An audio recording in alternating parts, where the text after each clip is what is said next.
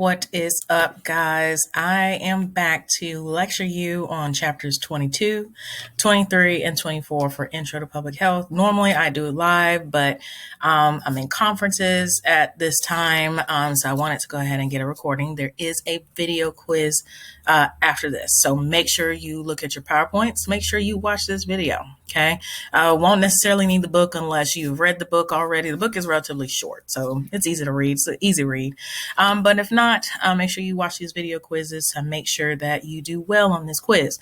This is a one attempt quiz. All right. So just make sure that you do take notes during this quiz. And if you got any questions, just let me know.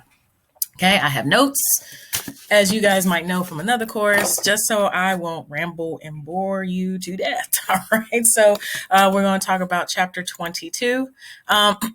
Chapter 22, clean water can you believe that clean water is such a limited resource? It is.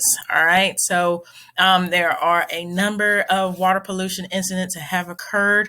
One of the ones that I remember is the one in terms of BP, an oil spill that happened in the Gulf of Mexico in terms of oil spills. And that is usually people who live around the Gulf rely on that water source. And so the incidents do occur. There are major ones, and it does impact the way we drink water. And as I'm looking at it, you look and see in 1969, the Cuyahoga River in Ohio had a water pollution incident. So just things to be mindful of in drinking tap water. Okay. Now, there are a couple of acts here. Okay. You have your Clean Water Act of 1972, 1977, and 87. Why those are there is simply because those laws have been amended. And same thing with Safe Drinking Water Act of 1974 and 1996, because there have been more amendments. Why are there laws and acts in place about drinking water? Is to prevent harmful substances and chemicals from getting into the water and waste. Not to gross you out, but you don't want to be drinking nobody else's waste that came out of the toilet, do you? No, I don't. Okay.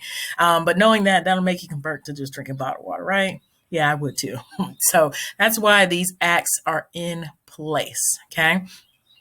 Just information about the Clean Water Act and where it takes place and how or what's impacted in the Clean Water Act. Same thing with the Safe Drinking Water Act, okay? Even though most of us or some of us don't do any type of tap, okay? You are going to engage with tap to some degree because you got to take a bath, right? You got to take a shower. You're going to go to a local gym. You might shower. You might wash your hands. So these elements are important, but the Clean Water Act and the Safe Drinking Water Act are needed to be in place to prevent waste or chemicals being in the water. And it also tells you what their plan of action is in the case of these incidents were to occur. Okay. Safe Drinking Water Act continues. CDC is involved in this process. It collects data on waterborne illnesses. That's when CDC comes in and steps in. They monitor when an illness is present. Okay. There might be reports of individuals in this community drinking this tap water, and then there's an E. coli outbreak. So that's where CDC comes in. They monitor those foodborne illnesses, or those illness and foodborne being, it can be water, into the rivers and into the lakes, which is just a local water source for a lot of communities. So that's what they do. All right. Still on to the Safe Drinking Water Act. Private wells are not regulated. We used to joke back in the country that people must be drinking that well water. I don't want well water. I'm all right. So, because from what I know, all the toxins and chemicals in well water, no ma'am, no thanks. But teach his own. Okay. So a lot of cities are still having issues with lead. Lead, as we may have talked about before, causes a lot of developmental delays in children. So that's the reason why these acts are in place to monitor the levels of lead that is found in water.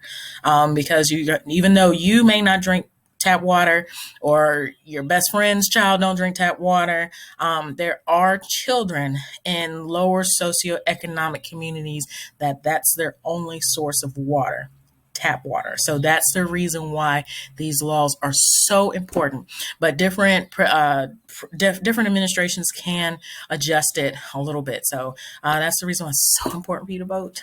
Make sure you vote. Shameless plug. Go vote. All right. So it's just a list of the regulated contaminants that are found in water. Okay. Don't be afraid. Like I said, some of these contaminants are good for you to some degree. They have to be regulated though. Um, so there are certain cities that will fight EPA as far as control is concerned. Like I said, it's all about politics for the most part, but it's so important for you to vote. Shortages of potable water. Okay, most water on Earth's surface is salt water or ice, even though we've been told that it's melting, but that's the main sources of water for the most part. And less than 1% is fresh water suitable for drinking, cooking, bathing. So even though we have all this water source, it's not suitable for drinking, not even close. Okay, so that's the reason why these regulations are in place. They're so important. Okay. There are water shortages in the U.S. South and West. Hard to believe, right? It's possible. All right. So, not even going to go deep in this because why? Oh, it's done already. Now we can go to chapter 23. Okay. Solid and hazardous waste. What to do with the garbage. All right. So, we think, oh yeah, it's water. It hasn't come across any trash. Don't fool yourself, okay? To some degree, it's probably made some sort of contact with waste. To some degree, that's why these water filtration plants are so important, and they have to follow every rule and regulation as far as water treatment is concerned. But open dumps were outlawed in 1976. Garbage was burned in incinerators or in the open, and that was outlawed too because when certain things hit fire, it could produce a hazardous material that's put in the air, which increases air pollution. And back in the day, garbage used to be poured in the lake, in the river, in the ocean because, yeah, people still do it, surprisingly. But for the most part, it was outlawed. So thank goodness for these laws that are in place and keep us safe from trash. Okay.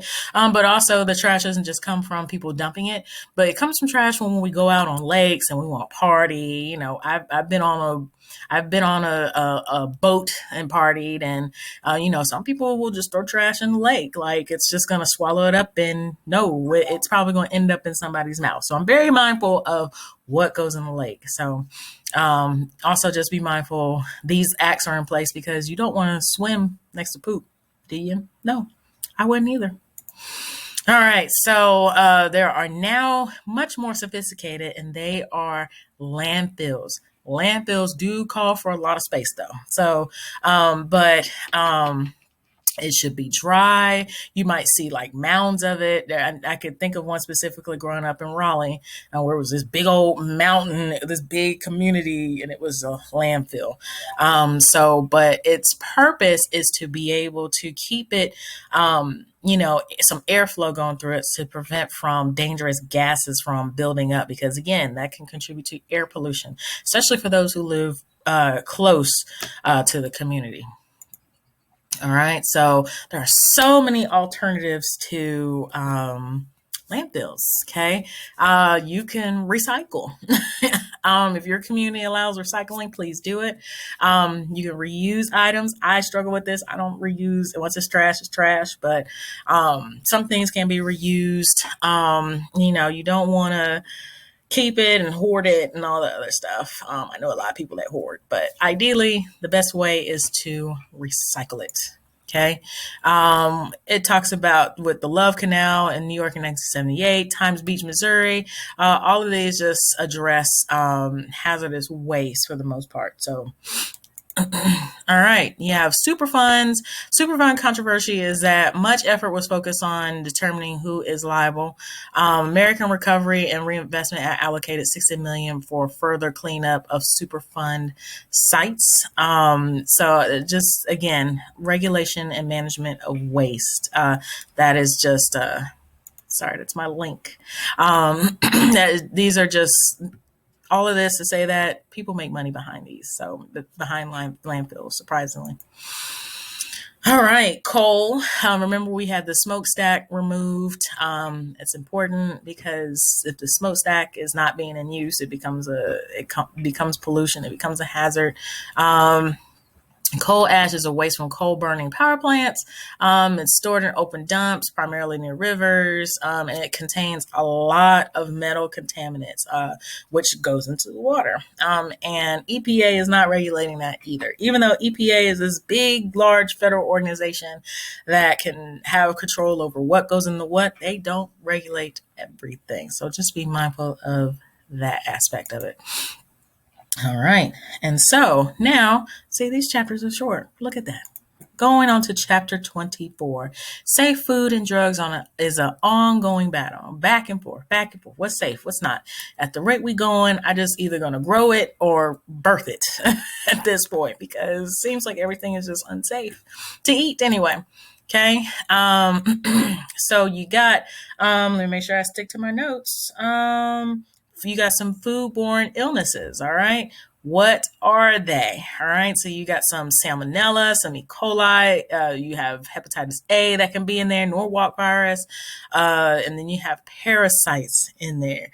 Ooh, boy, that's intense, intense. All right, so let me see. All right, so there are some major issues and consistencies that exist the way food is regulated. Responsibility is divided up between multiple agencies. The bigger agency is USDA, United States Department of Agriculture. USDA does have a say so also in this process, alongside with FDA, Food and Drug Administration, which takes care of all food, or the remainder foods of what USDA doesn't regulate, which for the most part is meat, poultry, eggs. Okay, the main thing, the main source of protein. All right, so each state has a regulation on shellfish, and local governments and states, they monitor schools, nursing home. Oh, excuse me, not nursing homes. Sorry, retirement facilities. Institutions, which includes prisons and that type of thing. So it's a little bit of a process for sure. All right, so USDA does have the bigger budget, partly because of the products that they are moving and monitoring. It's about 20% of the food, and it just has so many detailed regulations on the meat, and which is good because you don't want to cook up E. coli in your house, do you? Nope. FDA does have a smaller budget, even though they do monitor pharmaceutical products. So it's just very mindful that you have those two. USDA is a little bit of the mama bear, and FDA is just kind of like the papa bear, or however you want to rearrange it. USDA could be papa bear. So just depends. All right, so there are a lot of safety measures in place. As we mentioned, CDC manages or monitors any foodborne illness. That includes water and food. So if there's an outbreak of E. coli in cows from a farm in Kentucky, CDC is going to investigate that, okay? Because somebody has caught E. coli that they picked up from a meat from Kroger, and they trace that meat that came from Kroger back to a farm. So that's where CDC comes in. They also have aspects to monitor the heating and the refrigeration and the irrigation that helps kind of kill the bacteria, the pests, and the parasites, excuse me. So those things are important. All right. So, as I said, FDA must approve all pharmaceutical related things and companies. So, you might see as I'm picking up this bottle of vitamin C. Okay. Sometimes it'll say not approved by FDA as XXXYZ. So it's just kind of giving that disclaimer that this is not an FDA approved product. That doesn't necessarily mean it is a horrible thing. It's just not regulated by the FDA. Okay, so that's where some people are like, oh my God, I don't want something that's not, depending on what you're taking it for. Now, with me taking vitamin C, I'm fine. Any vitamin C is good, but let's say there's an antibiotic that you're taking, okay? You're going to want that approved by FDA, all right? Just want to make sure you're not taking anything that's just anything, anything really. FDA loosely regulates cosmetics, so they don't have a testing safety measure. Basically, for the most part, they just want to make sure that you're not putting something on your skin that's harmful. So that's just really what it is. So most of us love MAC makeup. I do. So I'm not wearing it, but I do. We love all these makeup brands, but ideally what you could do is that you can sometimes check the back. I did have a tube of lipstick. I don't have it with me now, but sometimes on the back of your labels, it'll give you what's in it, or you can just look up what the packaging says. But ideally, yeah, you just want to make sure you're not putting heavy metals into your skin. That's where the FDA loosely regulates cosmetics. Food and drug labeling advertising, it does, in some cases, it does have to be labeled properly for it to be FDA approved. In 2015, FDA banned adding trans fat to food. So again, that's an important labeling aspect. So that's the reason why you need to turn your food around and check your label, okay, to see what is in it. All right. In 1994, the Dietary Supplement Health and Education Act was passed, which forbids FDA from regulating herbs and food supplements, stuff like this. Okay, so all that is that they just need to, whomever you're buying your supplements from, they need to really list what's really in it. So they also need to indicate what any side effects are. So those things are important. So yeah. So make sure you read your labels, okay? If you have any questions about your labels, I'm happy to answer them. I don't consider myself a food label expert, but I'm just very mindful of what's in food. I wish I could take a picture and show you guys what my vitamin cabinet looks like. It's a little bit insane. Okay, so like most things in terms of the environment, FDA is wide open for political control. So that's the reason why I say vote, vote, vote, vote, vote. Okay. There's things that, and before you vote, small shameless plug, before you vote, I do encourage everybody to research first. Do your research. All right. So do not just go and vote blindly. Make sure you know what you're voting in your district. All right. So that's why it's so important, because FDA is controlled by politics alongside EPA. So whichever politician comes in and decides to regulate certain things, things can change. So it's just so important for you to do your research. Don't just, really dig deep into Google, play with Google, and learn who your representatives are in your community, in your jurisdiction, and see what they stand for. All right. So it's easy. I tell people all the time to be mindful of people who tell you who that you should vote for. So me personally, being your instructor, it's not my job to tell you who to vote for, but it's my job to encourage you to do your research. Not even playing. All right. So it continues to talk about politics and FDA, and that's pretty much it. Look at that. All right. So try to be short, simple, and sweet. Make sure that you are doing your video quiz, and make sure that you're doing it timely. All right. So make sure also that you are going in and you are selecting and elaborating on your topic for your final project, because in about a month, and actually a month today, the face-to-face interaction will end. All right. So just be mindful of everything that's coming up this week. I will talk to you soon. Peace.